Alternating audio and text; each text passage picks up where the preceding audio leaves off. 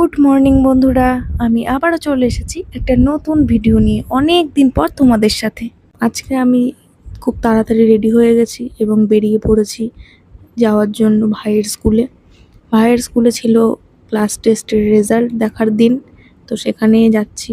দেখো, আমি আর আমার মা দুজনা বেরিয়ে পড়েছি। এই যে আজকে ছিল প্রচণ্ড বৃষ্টিপাত, মানে চারপাশটা এত বৃষ্টি, সকাল থেকে বৃষ্টি হবে হবে করেও বৃষ্টিটা কিন্তু নামেনি। হঠাৎ করে যেই আমরা বেরোতে যাব, সেই বৃষ্টিটা নেমে আসলো। কি করব, যেতে তো হবেই, তাই বেরিয়ে পড়লাম।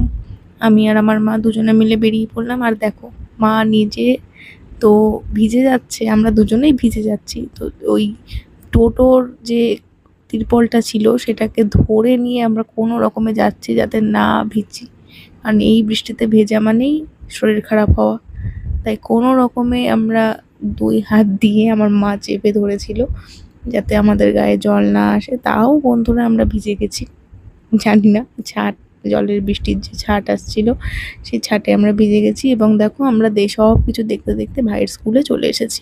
এই যে দুটো হচ্ছে ভাইদের স্কুলের বিল্ডিং, পেছনে আরও আছে। এটা হচ্ছে সামনের দিক, কি সুন্দর চারপাশে বাগান, আর এই বৃষ্টিতে ভেজা সবুজ গাছপালাগুলো কত সুন্দর লাগছে বন্ধুরা। তো আমাদের খুব তাড়াহুড়ো ছিল, আমাদের টাইম ছিল 11:30।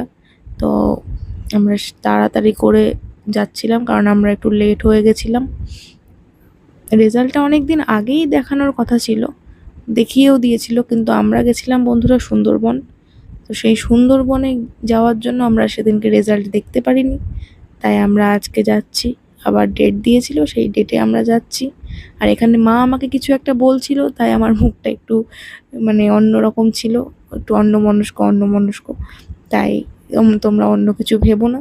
তো আমরা এই যে চলে এসেছি, এটা হচ্ছে বিএডের ক্লাস হয় এখানে, বিএড বিল্ডিং স্কুলের। তো ঢুকছি আমরা, এই যে ক্লাসে আমরা ঢুকে পড়েছি।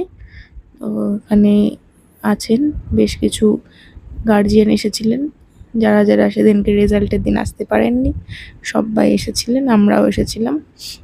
তো আমরা এসে দেখি যে সবার খাতা দিয়ে দিয়েছিল, আর কিছু কিছু গার্জিয়ান বাকি ছিল খাতা দেখতে, আমরাও বাকি ছিলাম।